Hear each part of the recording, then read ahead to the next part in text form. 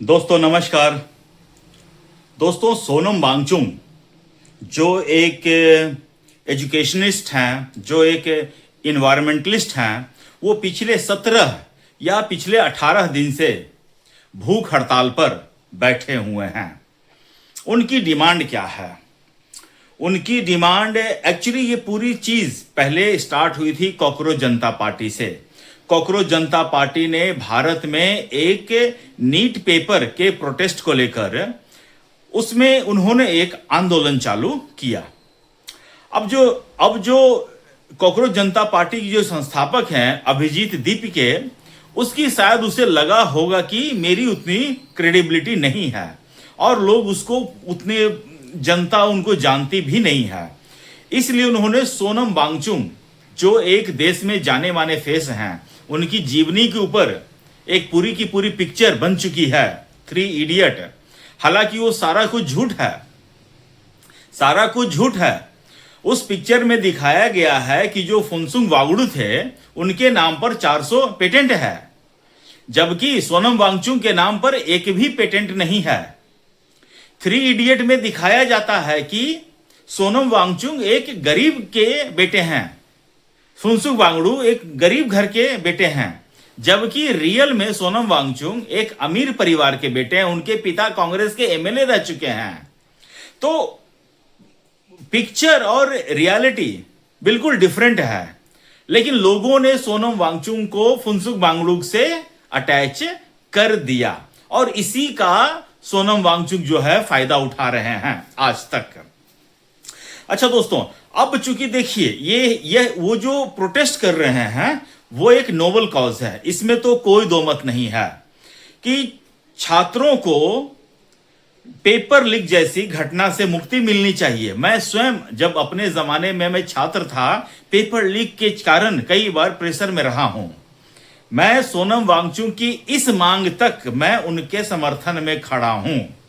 सोनम वांगचुक का एक इंटरव्यू में देख रहा था, उसमें कह रहे थे कि पेपर लीक की घटना के कारण जो है डिजर्विंग कैंडिडेट आगे बढ़ नहीं पाते हैं और जो नालायक बच्चे होते हैं जिनको कम नंबर आता है वो पेपर लेकर, पहले से पेपर सब उनके पास रहता है तो वो आगे बढ़ जाते हैं।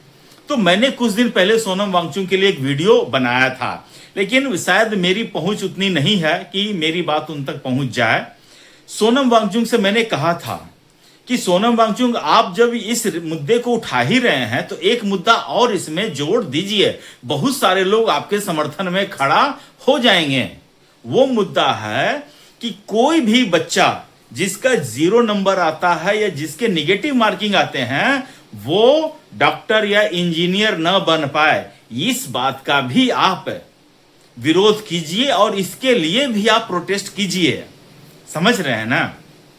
इस देश में बहुत सारे ऐसे यूनिवर्सिटीज हैं जहां पर एससी के बच्चे, एसटी के बच्चे, ओबीसी के बच्चे नहीं जा पाते हैं। आप उसके लिए भी विरोध कीजिए, लेकिन आप एक चीज को लेकर विरोध कर रहे हैं, बाकी अन्य मुद्दे के लिए विरोध ही नहीं कर रहे हैं। ऐसा लग रहा है कि बाकी मुद्दे आपके एजेंडे में फिट नहीं बैठ रहा है। तो अगर आप अपना प्रोपेगेंडा यहां पर चलाएंगे, अपना एजेंडा चलाएंगे, मान लीजिए आपका एजेंडा नहीं भी है लेकिन दूसरे के एजेंडे पर आप रोल प्ले तो कर रहे हैं ना। दूसरे किसी ने आपको एक्टिंग करने की आपको पर्ची बना के दे दी और आप आओ न ताव देखें, आप आकर सरकार के खिलाफ धरना देने बैठ गए हैं, तो मुझे लगता है कि यह सही नहीं है। ऊपर से आप जहां पर प्रोटेस्ट कर रहे हैं जंतर मंतर पर, वहां पर कौन कौन आ रहा है कभी आपने देखा है? कभी आपने ऐसे लोगों को वहां पर आने से मना किया है? अरुंधति राय जो आपके मंच पर आकर यह कहती है कि Kashmir is not integral part of India, कभी आपने इसका विरोध तो नहीं किया कि आप मेरे मंच पर सिर्फ और सिर्फ बच्चों के बारे में जो बोलना है सो बोलिए। बच्चों के अलावा आपके मन से क्या क्या नहीं बोला गया है। आपके मन से जय भीम के नारे लगे हैं। बच्चे क्या सिर्फ जय भीम के होते हैं? जय श्री राम वाले बच्चे नहीं होते हैं? फिर आपके मन से जय श्री राम बोलने के जगह बोला गया जय संविधान बोलो। ठीक है, मैं आपकी बात मानता हूं, जय संविधान बोलना चाहिए, फिर अल्लाह वाले गाना वहां कैसे बजे सोनम वांगचुक? इसका मतलब तुम जो है प्रोपेगेंडा कर रहे हो। वहां पर फिर तुम्हारे ही मंच पर एलजीबीक्यूटी के नारे क्यों लगे? वहां पर फिर सीए वाले वहां पर क्यों आए? वहां पर किसान आंदोलन वाले क्यों आए? वहां पर आजादी गैंग वाले कैसे आए डफली लेकर, हमें चाहिए आजादी के नारे वहां से कैसे लगे? तो इसका मतलब सोनम वांगचुक आप स्टार्ट किए थे एक मुद्दे को लेकर। इस देश में ऐसे ही पॉलिटिक्स होता है।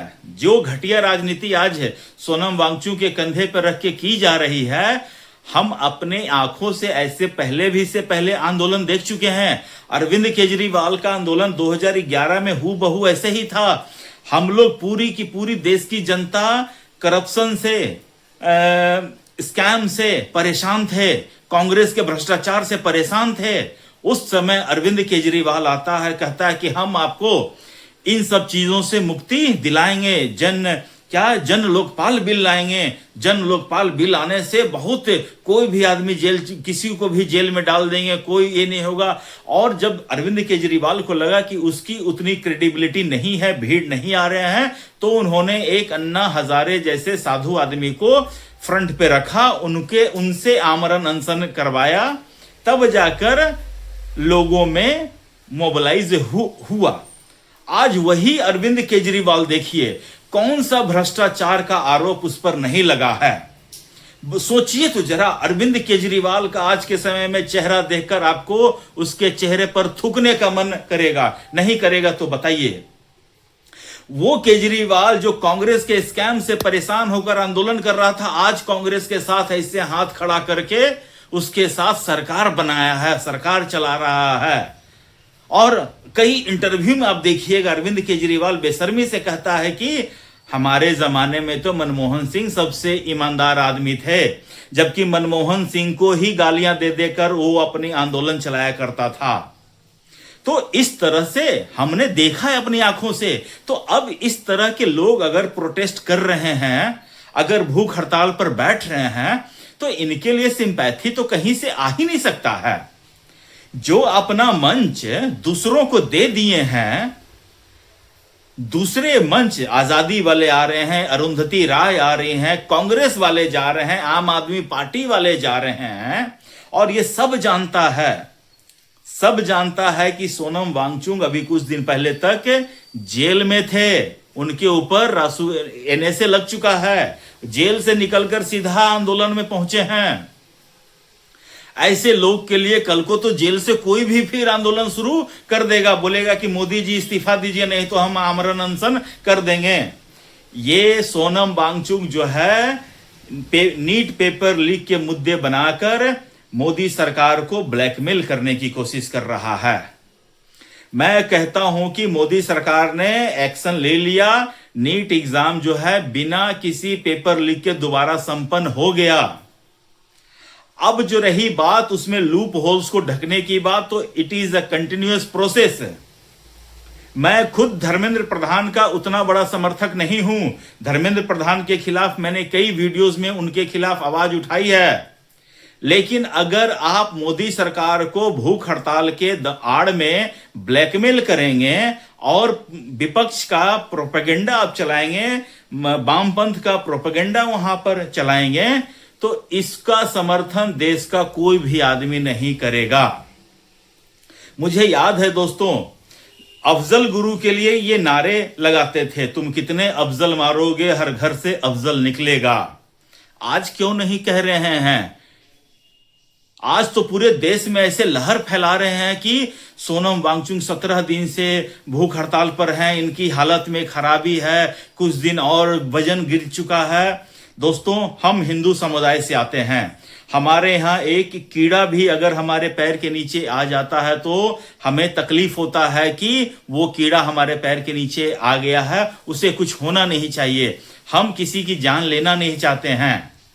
लेकिन अगर कोई आदमी आत्महत्या करने पर आतुर है, अगर कोई आदमी प्रोपेगेंडा चला रहा है, अगर कोई आदमी एजेंडा चला रहा है, अगर कोई आदमी भारत के टुकड़े कश्मीर को, सोनम वांगचुक का स्टेटमेंट मैं देख चुका हूं कि कश्मीर में वो रेफरेंडम की बात कर रहा है, ऐसे आदमी की क्रेडिबिलिटी हम कैसे मान सकते हैं।